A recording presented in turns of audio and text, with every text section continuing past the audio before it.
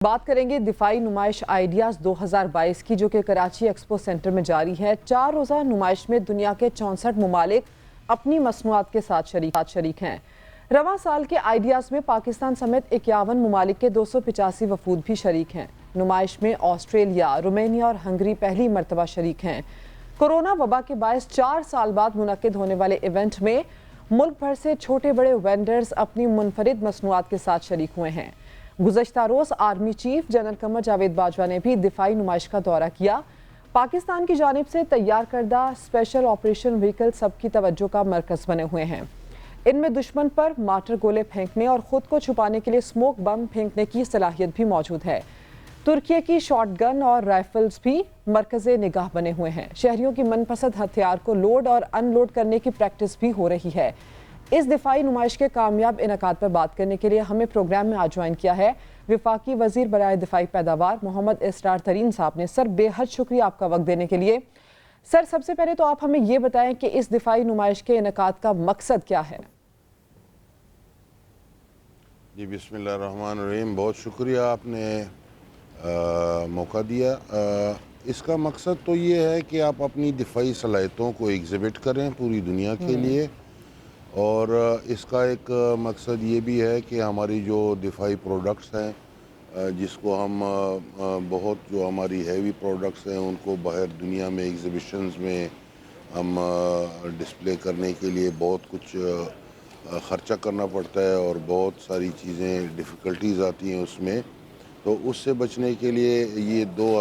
سن 2000 سے پاکستان میں خود ہم اپنی دفاعی نمائش ایک کر رہے ہیں، اور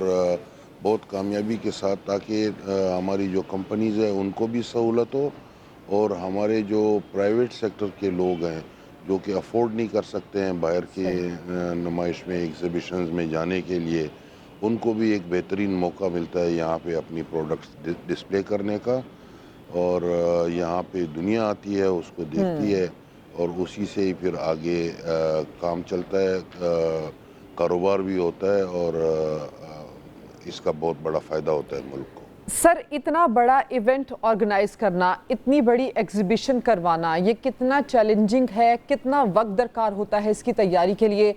یہ تیاری دیکھ کر لگتا ہے کہ کچھ دنوں کی بات نہیں ہے، خاصا وقت درکار ہوگا اس کی تیاری کے لیے۔ جی، اسی لیے یہ 1 سال چھوڑ کے دوسرے سال، یعنی یہ 2 سال میں ایک دفعہ ہوتی ہے، ہر دوسرے سال یہ اس نمائش کا انعقاد ہوتا ہے۔ وہ اسی لیے کہ اس کے لیے جتنا وقت درکار ہوتا ہے کمپنیز کو اپنی پروڈکٹس کو اور پالش کرنے کا اور اس کو ڈسپلے کرنے کے لیے جو انتظامات کرنے ہوتے ہیں، اور دنیا کے ساتھ چلنے کے لیے جب بھی نئی چیزیں ہوتی ہیں اس کو مینیج کرنے کے لیے اس کو دو سال کا وقت لگتا ہے۔ جی اچھا سر، چونکہ کووڈ بھی آ گیا، اس کے بعد بھی کافی سارے چیلنجز کا سامنا رہا، اب کافی عرصے کے بعد چونکہ یہ نمائش ہو رہی ہے، تو اس بار کی نمائش پچھلے سالوں کے مقابلے میں کتنے مختلف ہے؟ جی بہت زبردست رہی ہے ماشاءاللہ۔ کووڈ کی وجہ سے ہماری ایک درمیان میں جو نمائش ہے وہ سکپ ہو گئی تھی، تو یہ نمائش 4 سال کے بعد ہوئی ہے، اور بہت زور و شور سے لوگوں نے اور دنیا نے اس میں پارٹیسپیٹ کیا ہے۔ 64 پلس کنٹریز نے یہاں پہ پریکٹیکلی اپنے سٹالز لگا کے اپنے پروڈکٹس ایگزیبٹ کیے ہیں،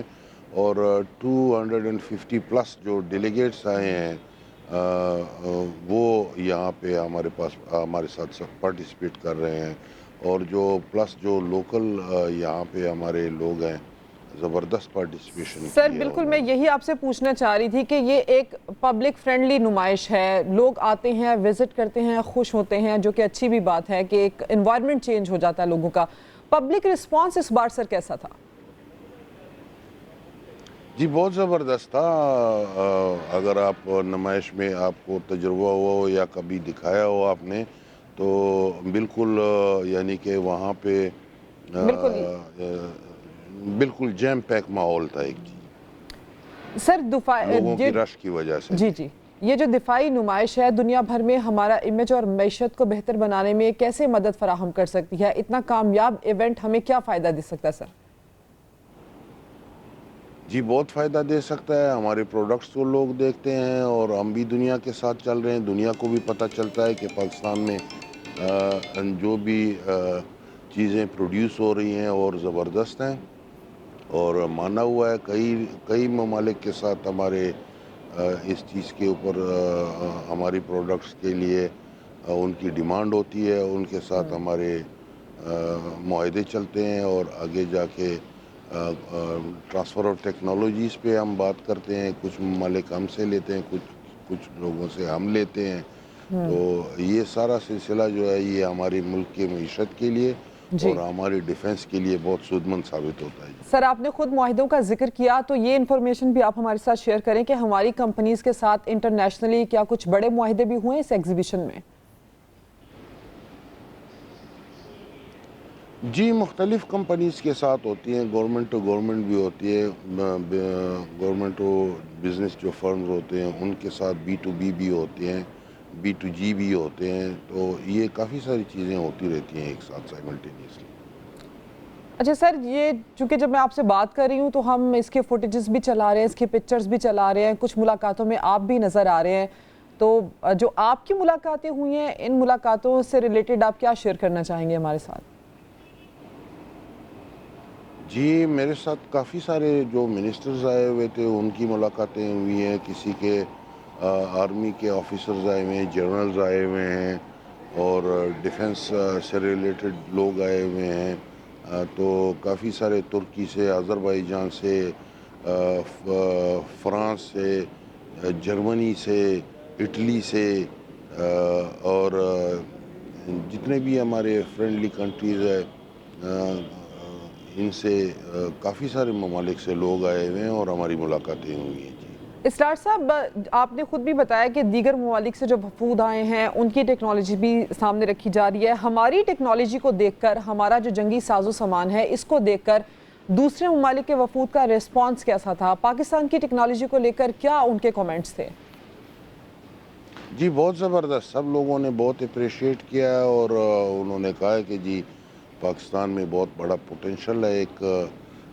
ہماری چیزوں میں، ہماری پروڈکٹس میں،